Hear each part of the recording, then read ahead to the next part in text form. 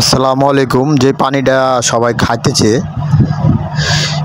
এই এই যে আইসক্রিমটা মোটামুটি মানে কেমন ভালো আমি জানি না, তবে মানুষ শখ করে খুব খাইতেছে ভালোই। অনেক মানুষ ভিড় করছে, দেখতে পাচ্ছেন আপনারা। আসলে মানে এই খোলামেলার আইসক্রিম খাওয়া কি আসলে ঠিক কিনা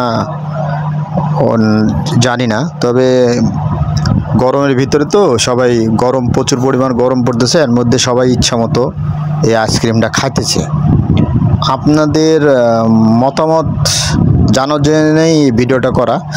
আপনাদের মনে হয় কি যে এই খোলামেলার এই আইসক্রিম ভালো পানি কি না, পানির কোনো আছে নাকি, গ্যারান্টি আছে নি পানি পরিষ্কার পানি কি না, আসলে কি ঠিক?